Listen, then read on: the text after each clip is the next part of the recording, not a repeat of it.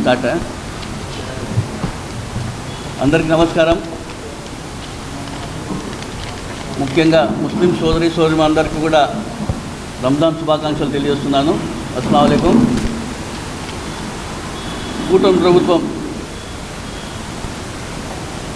మొన్నటి రోజు మనం చూస్తే దాదాపుగా 4-5 రోజుల కింద బడ్జెట్ ప్రవేశపెట్టడం జరిగింది. అందులో భాగంగా మైనార్టీకి సంబంధించి కూడా బడ్జెట్ని ప్రవేశించడం జరిగింది. ముఖ్యంగా 2026-2027కి సంబంధించి మైనార్టీకి సంబంధించి 6,090 కోట్ల రూపాయలని కేటాయించడం జరిగింది.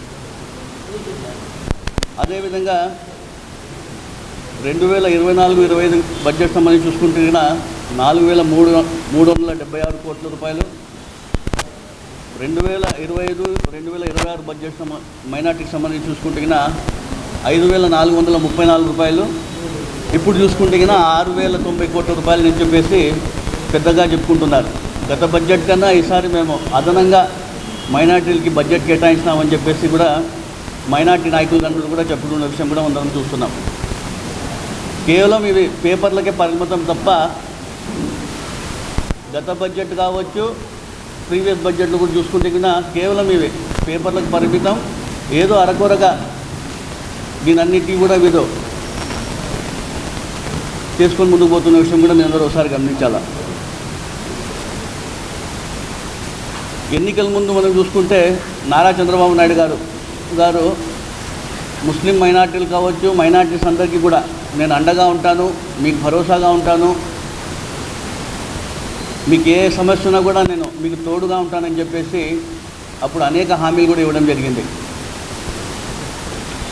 ఆ రోజు హామీలు చూస్తే ఖచ్చితంగా చంద్రబాబు నాయుడు గారు అధికారంలోకి వచ్చిన వెంటనే ఈ హామీలన్నీ కూడా నెరవేరుస్తారు, ముస్లిం మైనార్టీలకంతా కూడా అండగా ఉంటారని చెప్పేసి అన్ని వర్గాల వారు కూడా ఆయన హామీలని, ఆయన సూపర్ 6ని నమ్మి ఓట్లు వేసి ఆయనకి ప్రజలందరూ గెలిపించిన విషయం కూడా అందరికీ తెలిసినదే.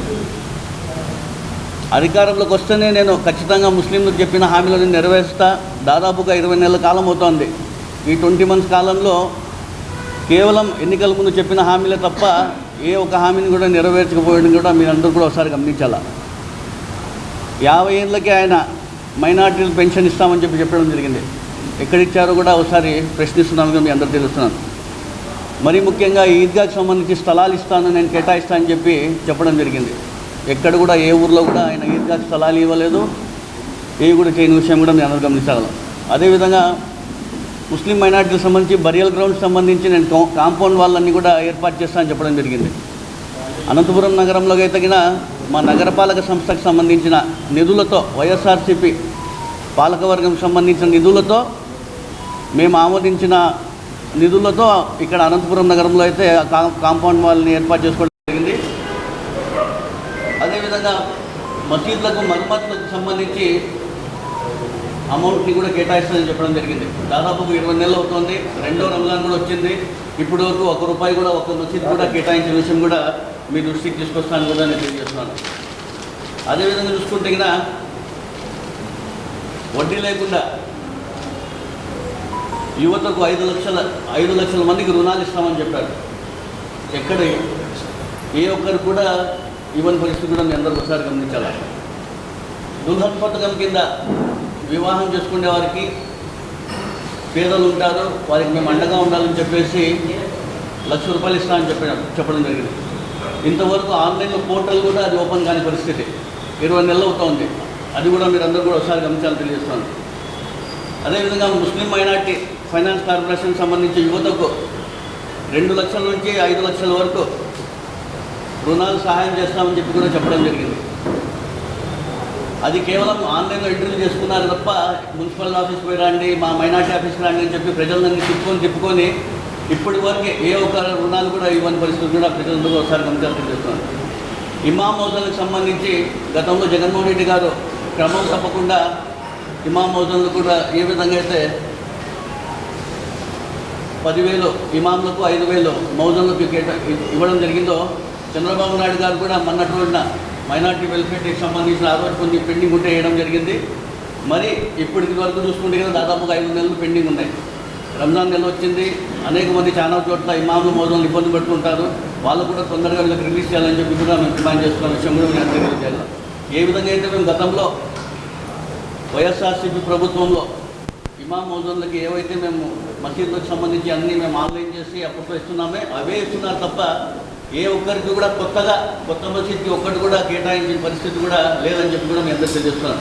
గతంలో జగన్మోహన్ రెడ్డి గారి దగ్గర మా అధికారం మరీ వస్తే మేము ఖచ్చితంగా 2000 మసీదులకు ఇంకా అదనంగా మేము చేస్తామని కూడా చెప్పడం జరిగింది. కానీ ఇతను చూసుకుంటే ఏ ఒక్క మసీద్ని కూడా ఇప్పటి వరకు కేటాయించిన పరిస్థితి కూడా నేను ఎందుకు ఒకసారి గమనిస్తున్నాను. కమ్యూనిటీ హాల్ కూడా నేను అన్ని ఏర్పాటు చేస్తానని చెప్పారు. కేవలం మాటలు తప్ప ఏ ఒక్కటి కూడా పరిమితం కాని పరిస్థితి కూడా నేను అందరూ ఒకసారి గమనించాలని తెలియజేస్తున్నాను. వక్ఫ్ బోర్డు ఆస్తులకు సంబంధించి నేను అన్ని కూడా ఆస్తులు పరిరక్షిస్తాను, మీ ఆస్తులన్నీ కూడా నేను అండగా ఉంటాయని చెప్పి చంద్రబాబు నాయుడు గారు ఆ రోజు ఎన్నికలకు ముందు పెద్దగా మాట్లాడడం జరిగింది. కానీ ఈరోజు మనం చూసుకుంటే ఇప్పుడే సైఫుల్లా గారు చెప్పినట్లు అంజుమన్ ఇస్లామియాకి సంబంధించి మంగళగిరిలో దాదాపుగా 72 ఎకరాలకు సంబంధించి ఐటీ పార్క్కి రాత్రికి టైటిల్ ట్రాన్స్ఫర్ చేసుకుంటూ ఉంటే ఇంకా ఏ విధంగా మీరు పరిరక్షిస్తారో కూడా మీరు అందరూ ఒకసారి గమనించాలి. అదేవిధంగా మాల్యపాలెంలో 232 ఎకరాలకు సంబంధించి భూమి, అది కూడా వక్ఫ్ బోర్డు సంబంధించి భూమి ఐటీ పార్క్కి కేటాయించాలని చెప్పి వీళ్ళందరూ కార్యేస్తున్న విషయం కూడా మీరు అందరూ ఒకసారి గమనించాలి.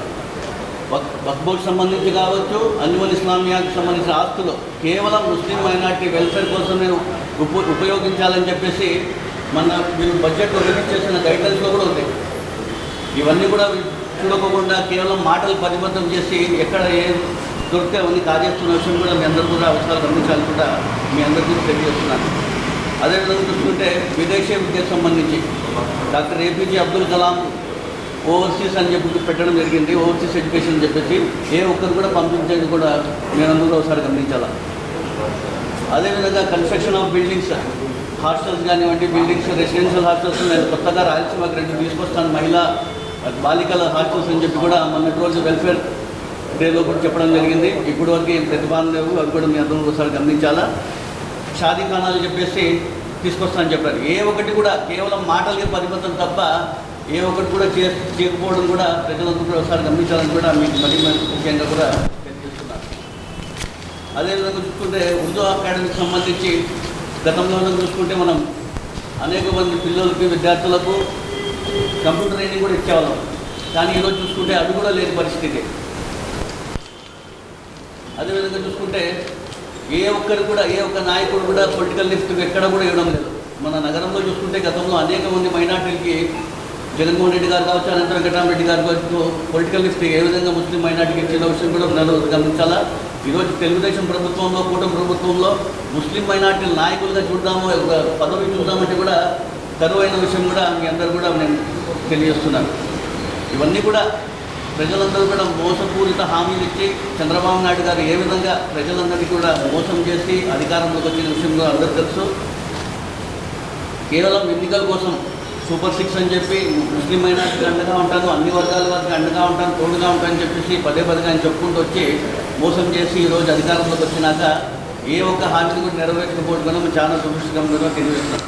అదేవిధంగా జగన్మోహన్ రెడ్డి గారు చేసినట్టు తొందరగా చెప్పేస్తాను. నేను మీకు 4% రిజర్వేషన్ కేటాయించిన డాక్టర్ వైఎస్ రాజశేఖర రెడ్డి వల్ల ఈరోజు ముస్లిం మైనార్టీలు ఏ విధంగా విద్యలో కావచ్చు, ఎంప్లాయ్మెంట్లో కావచ్చు, ఇంజనీర్లు కావచ్చు, డాక్టర్లు అయినారంటే కూడా ఈరోజు డాక్టర్ వైఎస్ రాజశేఖర రెడ్డి గారి పుణ్యమని కూడా మేము అందరికీ తెలుస్తాం.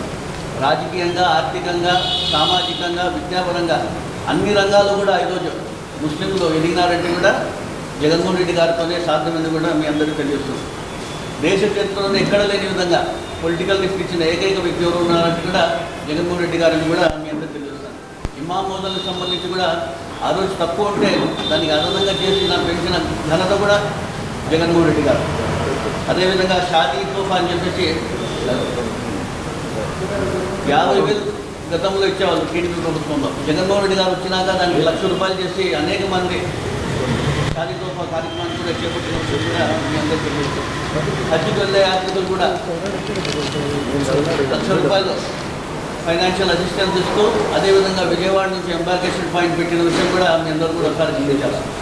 జగన్మోహన్ రెడ్డి గారు గతంలో చూసుకుంటే కదా 2014 నుంచి 2019 వరకు చంద్రబాబు నాయుడు గారు ముస్లిం వెల్ఫేర్ కోసం ఖర్చు చేసిన కేవలం ₹2,667 కోట్ల అయితే జగన్మోహన్ రెడ్డి గారి ప్రభుత్వం వచ్చినాక 2019 నుంచి 24 వరకు 23,000 కోట్ల రూపాయలు ఖర్చు చేసిన ఘనత ఎవరు ఉంటే కదా జగన్మోహన్ రెడ్డి గారు.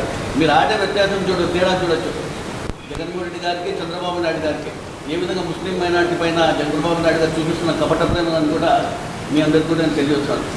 వర్క్ బోర్డ్ ఆస్తులు పరిరక్షణ అని చెప్పేసి జగన్మోహన్ రెడ్డి గారు అప్పట్లో డిస్ట్రిక్ట్ లెవెల్, స్టేట్ లెవెల్ కమిటీలు ఏర్పాటు చేసి ప్లానింగ్ సెక్రటరీలకు బాధ్యతలు ఇచ్చిన విషయం కూడా మీ అందరూ కూడా ఒకసారి గమనించాలని తెలియజేస్తున్నాను. ఉర్దూ భాషని సెకండ్ లాంగ్వేజ్ తీసుకుని ఇచ్చిన ఘనత కూడా జగన్మోహన్ రెడ్డి గారిని కూడా మీ అందరూ తెలియజేస్తున్నాను. ఇవన్నీ కూడా ప్రజలందరూ కూడా ఒకసారి గమనించాలా. నేను వాస్తవాలు జరిగిందేవి చెప్తున్నాను. మా ప్రభుత్వంలో ఏమేమి చేసినా అవి చెప్పాను. చంద్రబాబు నాయుడు గారు 20 నెలల కాలంలో ఏం చేయలేదో మీ అందరికీ కూడా వివరించడం జరిగింది. కేవలం వీళ్ళు షో ఆఫ్కి షో చేయడం తప్ప, ఫోటోల కోసం తప్ప, కేవలం పేపర్లపై రాసేయడం తప్ప ఏ ఒక్క కార్యక్రమం చేయకపోవడం కూడా మీ అందరూ గమనించాలా. ఇప్పుడే మనం చూసుకుంటే కదా మన తాడిపత్రి కావచ్చు, గుంటకల్ కావచ్చు, హిందూపూర్ కావచ్చు, కదిరి కావచ్చు, అనేక బిల్డింగ్స్ కానివ్వండి, రెసిడెన్షియల్ స్కూల్స్ అన్నీ కూడా నిర్మాణమై పూర్తయినాయి. కొన్ని చిన్న పనుల వల్ల ఆగిపోయిన విషయం కూడా అందరూ తెలుసు. ఆ చిన్న పనులు కూడా పూర్తి చేస్తే ఎంతోమందికి ఉపయోగపడతాయి. అది కూడా ప్రతి ఒక్కరు కూడా గమనించాలని కూడా నేను డిమాండ్ చేస్తున్నాను. ఖచ్చితంగా రాబోయే రోజుల్లో